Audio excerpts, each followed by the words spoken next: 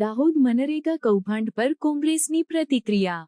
2 તાલુકામાં ભાજપના મંત્રીના પુત્ર દ્વારા 70 કરોડની માત્ર કાગળ પર કામગીરી। કૌભાંડમાં અગાઉની વિગત બહાર ન આવે તે માટે પહેલા પણ અધિકારીઓની બદલી કરાઈ હતી। સમગ્ર દાહોદમાં આશરે 200 કરોડનું કૌભાંડ હશે। આમ સમગ્ર ગુજરાતમાં કૌભાંડ ચાલે છે। કૌભાંડ અને કમલમ, ભાજપ અને ભ્રષ્ટાચાર બંને સાથે જ ચાલે છે।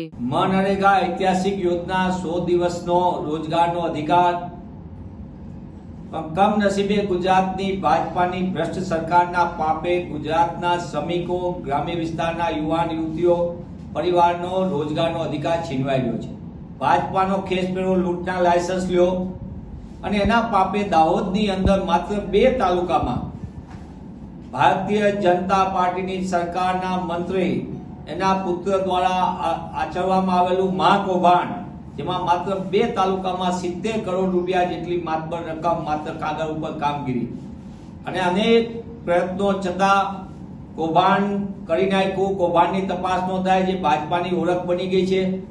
પણ વિધાનસભામાં કોંગ્રેસ પક્ષના નેતા સન્માનીય અમિતભાઈ ચાવડા અને કોંગ્રેસના ધારાસભ્યો દ્વારા વારંવાર આ મુદ્દાને લઈને આક્રમકતાથી એની રજૂઆત કરવામાં આવી, પુરાવા સાથે રજૂઆત કરવામાં આવી, સ્થાનિક સરપંચોને સાથે રાખીને રજૂઆત કરવામાં આવી। ત્યારે આ કૌભાંડના આગળના તાતણા ન ખુલે એટલા માટે શરૂઆતમાં અધિકારીઓની બદલી કરી દેવામાં આવી, જેની ફરિયાદ નોંધણી કરનાર અધિકારીની બદલી કરી। બીજા 2 અધિકારી, તપાસ અધિકારી હતી, એને પણ સાઇડલાઇન કરી દેવામાં આવ્યા। પણ વારંવારની માંગણી પછી અંતે જ્યારે એફઆઈઆર નોંધાઈને એફઆઈઆરમાં મંત્રી પુત્ર સહિતનું કચ્ચા ચીઠા ખુલ્લા પડી ગયા, ત્યારે મંત્રીશ્રીના પુત્રની તો ધરપકડ થઈ। પણ આ કૌભાંડ 2 તાલુકામાં જો 70 કરોડનું હોય તો સમગ્ર દાહોદમાં 200 કરોડ આસપાસનું આ કૌભાંડ થાય। અંબાજીથી ઉમરગામ 7 થી 8 જિલ્લામાં આદિવાસી વિસ્તારમાં આ કૌભાંડનો આંકડો તમે વિચાર કરો। એ દાહોદમાં જેમ કૌભાંડ 2 તાલુકામાં, એમ પંચમહાલમાં પણ મનરેગાનું મોટું કૌભાંડ, છોટાઉદેપુર સહિત વડોદરા જિલ્લા સહિત ડાંગ, નવસારી, વલસાડ જિલ્લો તમામ જગ્યાએ કૌભાંડ અને કમલમ, ભાજપ અને ભ્રષ્ટાચાર સાથે ચાલી રહ્યો છે। અને એના પાપે ગુજરાતની તિજોરી પણ લૂંટાઈ રહી છે અને ગુજરાતના સામાન્ય નાગરિક, શ્રમિક નાગરિક, ખાસ કરીને ગરીબ નાગરિક પોતાના રોજગારનો અધિકાર છીનવી રહી છે।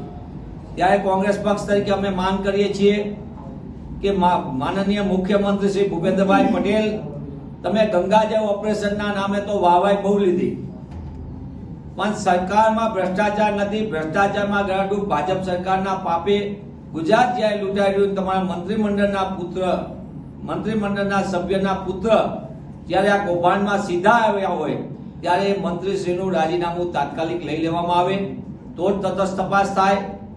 અને જો સમગ્ર કૌભાંડની તટસ્થ તપાસ કરવામાં આવે દાહોદ સહિત અન્ય જિલ્લામાં પણ, તો અનેક મંત્રી પુત્ર અને અનેક સંત્રી પુત્ર અને ભાજપના ખેસ પહેરેલા અનેક આગેવાનો આ કૌભાંડોમાં ગળાડૂબ છે તેના પુરાવા હાથ લાગશે। ત્યારે પુનઃ હું રાજ્યના મુખ્યમંત્રી શ્રી સમક્ષ માંગ કરું છું કે આટલું મોટું કૌભાંડમાં જેની સીધી સંડોવણી સામે આવી છે, ત્યારે મંત્રીશ્રીને તાત્કાલિકપણે તમારું જ નામ આપેલું ગંગાજળ ઓપરેશન, એ ગંગાજળ ઓપરેશનના નામે તમે તમારા મંત્રીમંડળમાં પણ ગંગાજળ ઓપરેશન કરો અને મંત્રીશ્રીનું રાજીનામું લો।